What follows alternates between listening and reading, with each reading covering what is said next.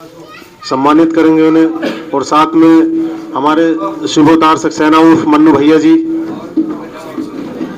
और समस्त उद्योग व्यापार प्रतिनिधि मंडल के सदस्य,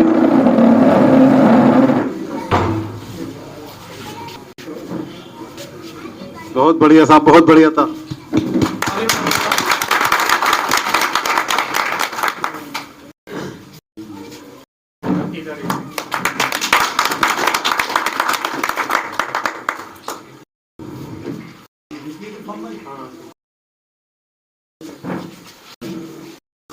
हम मैं इस छोटे से कार्यक्रम को आगे बढ़ाते हुए हमारे उद्योग व्यापार प्रतिनिधि मंडल के ब्लॉक अध्यक्ष हाशिम खान साहब से कहूंगा कि वो आए और अपने विचार रखें। हाशिम खान साहब, बस 2 मिनट के लिए। हाशिम खान साहब। यहाँ पर मौजूद सभी साथियों को अस्सलाम वालेकुम, नमस्कार, सत श्री अकाल। आज व्यापार मंडल के लिए बहुत ही खुशी का ये समय चल रहा है कि हमारे बीच उप जिलाधिकारी एसडीएम महोदय हमारे बीच मौजूद हैं। इससे ज़्यादा खुशी की बात और क्या हो सकती है। इनका बहुत बहुत शुक्रिया, धन्यवाद व्यापार मंडल को टाइम देने के लिए, और आप लोगों का भी बहुत बहुत धन्यवाद करता है व्यापार मंडल। इसी के बाद मैं अपनी बात को खत्म करता हूँ। यहाँ पर उपस्थित हमारे उप जिलाधिकारी महोदय स्वार, उद्योग व्यापार प्रतिनिधि मंडल के तहसील व नगर अध्यक्ष अनवर अली, हाशिम खान ब्लॉक अध्यक्ष गुड्डू साहब, मैं सभी की तरफ से अपने उप जिलाधिकारी महोदय का स्वागत करता हूं। और साथ ही यहाँ पर उपस्थित सभी व्यापारी दोस्तों, जैसा कि आप सभी लोग जानते हैं कि हर पहली तारीख को यहाँ पर हमारी एक महीने की मीटिंग होती है।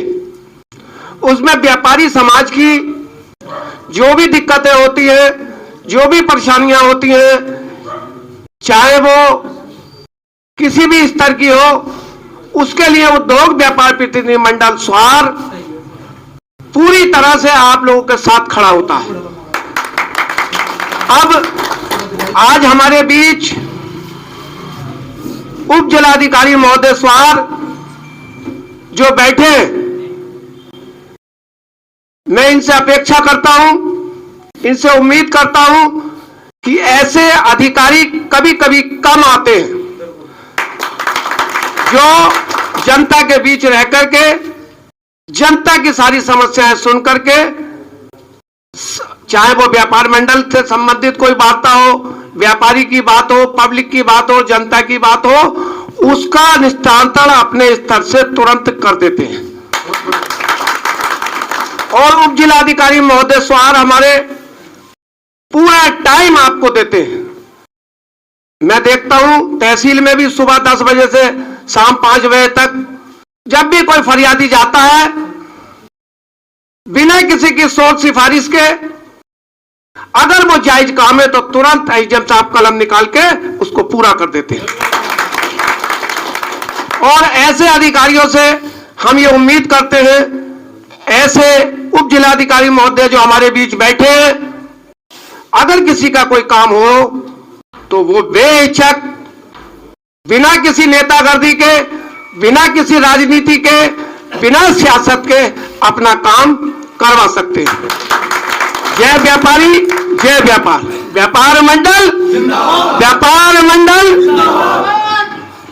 छोटे से वक्त में एसडीएम साहब का इस्तकबाल करें। नमस्कार, अस्सलाम वालेकुम। मैं अपनी टीम के लोगों से कहना चाहता हूँ, मालाएं हाथ में ले लें, जिसका नाम बोलूँगा एसडीएम साहब के माला डाल के सम्मानित करें। हमारे ब्लॉक अध्यक्ष हाशिम खान माला अर्पण करें।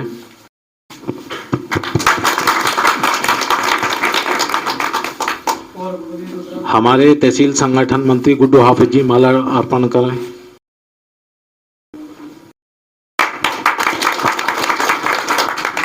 और हमारे व्यापार मंडल के उपाध्यक्ष हमारे बड़े भाई अजेंद्र राठौर साहब माला डालें।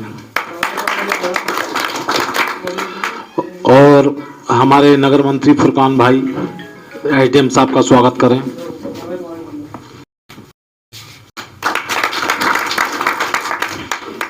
हमारे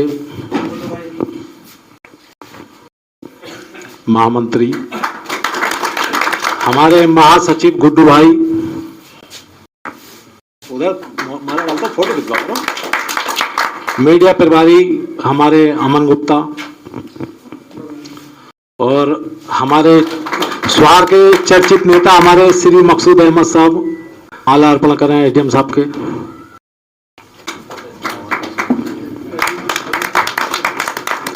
असलम खां, हमारे चचा असलम खां कहाँ हैं? आइए। फारूक भाई आप भी आइए। असलम चचा,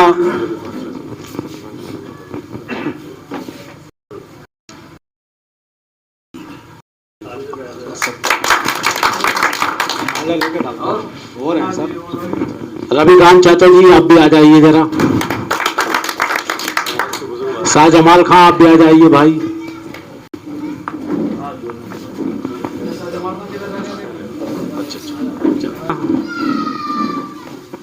ये एसडीएम साहब हमारे बहुत ही बेहतरीन अधिकारी हैं।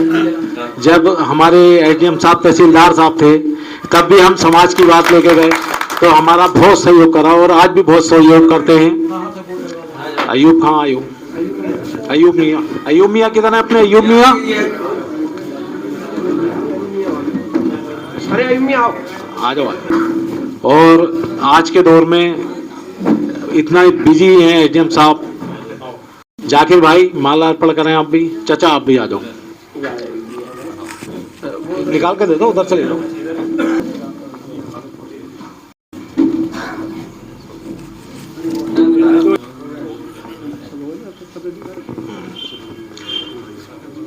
रईस चचा आप भी आ जाओ।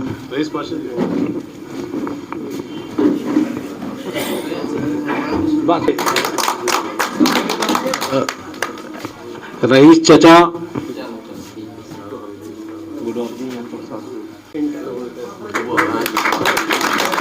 जो अच्छा ठीक है। आने के लिए आप लोग तो मुझे सुनते रहते हैं और एसडीएम साहब से जनहित की काफी समस्याएं हम रखते रहते हैं, व्यापारी समाज की भी और आम जनता की भी। आम जनता जब व्यापारी समाज की दुकान पर नहीं जाएगी तो व्यापारी सामान किससे बेचेगा अपना? तो मेरा सभी लोगों से ये अनुरोध है कि हमारे एसडीएम साहब आए हैं, हमारे एसडीएम साहब को सुने। मुझे तो आप सुनते रहते हैं। गुड्डू आप जी। अब आखिर में जो हमारे मुख्य अतिथि हैं, खुसूसी मेहमान उप जिलाधिकारी साहब, उनसे अनुरोध करूंगा कि वहाँ आएं और अपने विचार व्यक्त करें। उनका तालियों से।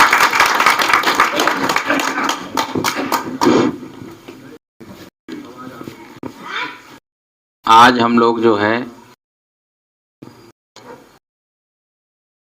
तहसील स्वार के क्षेत्र के अंतर्गत अनवर अली जी ने मुझसे कई बार कहा कि हम लोग जो है एक मीटिंग करते हैं जिससे कि हमारी भी व्यापारियों की भी समस्याओं को सुना जाए। और ये तो बहुत ही अच्छी बात है अगर हम लोगों की एक बार महीने में मीटिंग हो जाए और पूरे कस्बे के व्यापारियों से फेस टू फेस मुलाकात होकर उनकी समस्याओं को एक जगह पर बैठकर सुन लिया जाए और उनका निराकरण हो जाए तो मुझे लगता है कि शहर की लगभग 80 से 90% समस्याएं समाप्त हो सकती हैं, कम हो सकती हैं। होता क्या है कि आप लोग प्रबुद्ध वर्ग से आते हैं और जब हम कोई समस्या होती तो आपके सहयोग से उसका निस्तारण करते हैं तो वो गुणवत्तापूर्ण उसका निस्तारण होता है। इससे पहले मैं शहर रामपुर में मैं योग के रूप में कार्य कर रहा था तो कई ऐसे इशू आते थे। कहीं होर्डिंग को हटवाने को लेकर हुआ, किसी की जो है ये ठेले सब्जी वालों हटाने हुआ, या ठेले पे छोटे छोटा जो घरेलू सामान बेचते हैं उनको हटाने की बात आई, या कहीं होर्डिंग हटाने की बात आई। कई ऐसे इशू थे तो हम लोगों ने जब व्यापारिक संगठनों के पदाधिकारियों से बात की तो वो समस्याएं बड़ा आसानी से खत्म हुई। एक बार होर्डिंग हटाने का इशू आया, क्योंकि होर्डिंग लगाई जाए एक नियत स्थान पे लगाई जाए और ऐसी जगह पे लगाई जाए जिससे शहर की या कस्बे की हमारी सुंदरता प्रभावित ना हो, है कि नहीं। आपने देखा कोई भी कस्बा, ज्यादातर कस्बे इस समय नगर पालिका है या नगर पंचायत है, तो उन कस्बों में देखिए शासन की तरफ से और सरकार की तरफ से योजनाओं के माध्यम से इतना पैसा आ रहा है कि हर कस्बे में लाइटें लग रही हैं। हर कस्बे में लाइटें लगने से क्या, अगर वो लाइटें हमने लगाई और वो होर्डिंग से छिप गई तो वो प्रकाश नहीं आ पाता, जो है बगैर होर्डिंग या कहीं उस पर छाया ना पड़े, जो खुले में लगी हुई होती है तो उससे प्रकाश ज्यादा आता है। तो है क्या कि समस्याएं जो है हम ही लोग तैयार करते हैं, और अगर हम लोग मिलजुल कर उस समस्या को वास्तव में विरोध करें तो ऐसा नहीं है कि आप अपने आप, मान लीजिए हमारी जरूरत कब पड़ती है कि आप जब मिलजुल कर आप उस समस्या का निराकरण नहीं कर पाते तभी तो हमारे पास आते हैं। अगर कोई बंदा आपके शहर में मेन रोड पे, आपने देखा काफी चौड़ा रोड है, मैंने आपको बताऊं, मैंने कई जगह वहां पे अतिक्रमण हटवाया था। आपने ज्वाला नगर देखा होगा, कोई गया हो उधर, बहुत सुंदर। तो आप बताएं वो सब्जी वाले बिल्कुल मेन रोड पे जो है, आपने देखा होगा जो पट्टिका बनती है सफेद, उसकी पेंट की पट्टिका देखी आप लोगों ने, उस पट्टिका से आगे भी आ जाते हैं। वो पट्टिका जो है रोड का आपके यहाँ भी बनी है, तो वो पट्टिका से कायदे में जो है हम लोगों को तो पीछे रहना ही चाहिए जो है, उसके बावजूद ही हम लोग आगे चले आ रहे हैं। तो उन ठेले वालों से कौन कहेगा? अच्छा हम भी अकेले व्यक्ति हैं या हमारे पुलिस वाले 2 4 5 6 वो एक बार कह जाएंगे, 2 बार कह जाएंगे भाई आप हटा लो, लेकिन आपको उसका सामूहिक रूप से विरोध करना है। अच्छा है क्या, जब आपका सामूहिक विरोध होगा, एक सामूहिक समस्या होगी, तो हमें भी उसको निपटाने में या उसको सॉल्व करने में अच्छा लगेगा। तो आपने देखा हो कस्बे में ज्यादातर जो है समस्याएं अतिक्रमण से उत्पन्न होती हैं। गंदगी से इतनी समस्याएं नहीं, गंदगी तो आप तुरंत कहेंगे मैंने तुरंत नगर पालिका के अधिशासी अधिकारी को फोन किया, वो तुरंत उसको हटवा देगा। लेकिन ये अतिक्रमण की समस्या दिनों दिन जो है बढ़ती जा रही है। छोटे छोटे कस्बों में जहाँ पे जाम नहीं लगता है वहां भी जाम लग रहा है। आपका मैंने देखा जब मैं स्वार में आया था तो इतना अधिक जाम नहीं था, देखा कि नहीं देखा? ये 3 साल से जाम इतना बढ़ रहा है कि निकलना मुश्किल हो जा रहा है। क्योंकि ऐसा नहीं, ठेले बहुत ज्यादा नहीं। अगर मैं इन ठेलों की गिनती करूं, जैसे आप मानेंगे नहीं, मैं वहां की बताता हूँ, ज्वाला नगर में एक बहुत बड़ा मार्केट था। ये लग रहा है जाने कितना सब्जी वाला होगा, ना जाने कितने फल वाले होंगे। फल वालों की संख्या आप बताऊं कितने थे? केवल 83 लोग थे। क्या संख्या? 83 लोग, कुछ नहीं है। और सब्जी वाले जो 29 लोग थे, टोटल 29 लोग। और 29 लोग जो है पूरा उसको फैलाए घूम रहे थे, कम से कम आधा किलोमीटर में उसको। वो मात्र जो है जब उनको व्यवस्थित कर दिया गया, उनको समझा के बुझाकर व्यवस्थित कर दिया गया।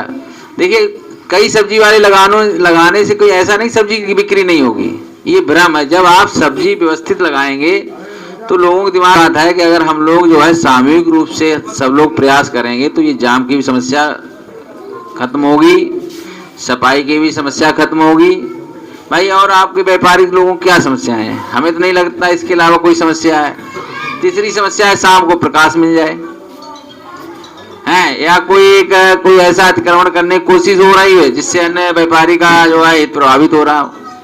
हमें नहीं लग रहा 4-5 समस्याओं के अलावा कोई और समस्या है। इसके अलावा और कोई समस्या है?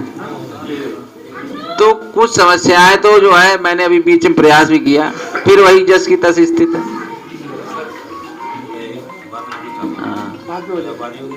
देखिए हर चीज का एक नियम कानून होता है। आप समझिए मीट वाले जो है, मैंने देखा मीट की बिक्री के लिए अब रामपुर में फिर थोड़ा कहीं ना कहीं कंट्रोल करो तो फिर वैसे हो जाता है। अगर हम चीजें सही तरीके से करें तो ऐसा नहीं कोई व्यक्ति आपको कोई परेशान करेगा। परेशान कोई नहीं, बता दें 10 मिनट आ रहे हैं।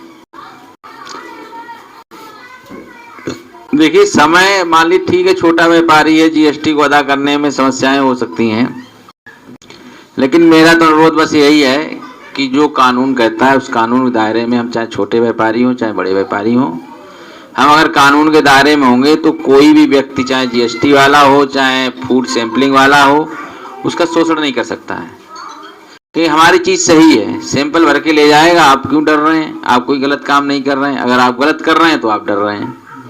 जीएसटी वाले से आपको क्या डरना? आपने मान लीजिए जो 100 रुपए की चीज बेची, एक एज एग्जाम्पल में बता रहा हूँ, 100 रुपए की बेची, आपको 18 रुपए आपको टैक्स देना है, तो इसमें दिक्कत क्या है भाई? ये तो हर चीज है, इसमें हमें तो नहीं लग रहा किसी व्यापारिक समस्या। इसके अलावा अगर कोई शोषण करता है, उसके लिए आप हमें 24 घंटे हमारा जो है मोबाइल हमारे पास रहता है, और मैं 10 से 5 तहसील में रहता हूँ। आप किसी भी वक्त अगर कोई भी व्यापारी का किसी भी प्रकार से किसी भी व्यक्ति द्वारा, चाहे वो अधिकारी हो चाहे निजी व्यक्ति हो, अगर उनका शोषण होता, आप हमें अवगत कराएं। मैं उसके खिलाफ कठोर कार्रवाई करने का मैं आश्वासन देता हूँ। और बताएं भाई क्या समस्या है? आप समझिए लगभग 30% अभी तो खैर क्रेशर बंद हुए हैं, 30-35% गाड़ियां कम हो जाएंगी।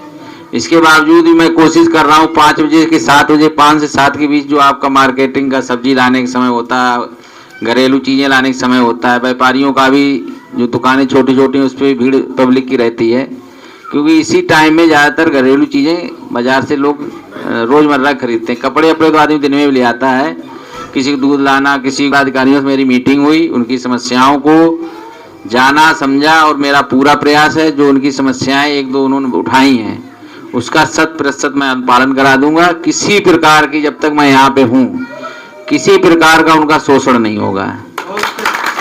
और मैं तो यहाँ तक ही कह रहा हूँ कि अगर कोई काला, वो क्या बोलते हैं, अगर वो नहीं होता है वसूली, अवैध वसूली करने के भी आपसे कोई कोशिश करता है तो आप मुझे बताएं, तो मैं उसके खिलाफ भी कार्रवाई करूंगा। और मेरा बस आपसे अनुरोध ये है कि होर्डिंग लगाएं। होर्डिंग से कोई बहुत ज़्यादा, आप होर्डिंग हटा के देखिए कितना अच्छा शहर लगता है। होर्डिंग चलो 2-4-6 हैं जो अपना राजनीतिक दल है या कोई वैसा संस्थान है, अपना वास्तव में कोई स्कूल का प्रचार प्रसार करना, ऐसी जगह लगाएं जनता देख भी ले और शहर की सुंदरता भी ना प्रभावित हो। इसके साथ ही साथ जो आपने देखा हुआ ठेला, अरे ठेला वाले ठीक है आपकी दुकान के सामने हैं, आप उनको लाइन से लगवा दीजिए कि भाई आपको यहाँ से सामान ऐसे ऐसे आप लगा लीजिए, और नहीं लगाते तो हम एक दिन पुलिस वालों को भेज देंगे, वो लगवा देंगे। आप एक बार उनसे कह के देखो, सब कुछ करना हम ही को है, सब कुछ व्यवस्थित करना हम ही, जो जितने अच्छे तरीके से हम लोग अपना शहर को रख पाएंगे, हम लोग अपनी पहल करेंगे। अब बहुत से लोग कहते हैं हम ऐसा क्यों करने जाए, हम यार इससे क्यों कहें, हम क्यों नया एक पंगा लें। और होता गया कि आपने उससे कहा, वो पता लगे आपसे ही वो करने लगे। ये भी समस्या आती है, भला आदमी उससे उलझना नहीं। लेकिन आप जब एक संगठन के रूप में हैं और संगठन के रूप में अपने हितों की रक्षा करना चाहते हैं, तो आपको निर्णय लेना पड़ेगा, है वो चाहे कुछ भी उसमें करना पड़ेगा। भाई क्या है, कानून से, हमने वही बार बार मैं कहता हूँ, कानून से बढ़ के कुछ नहीं है।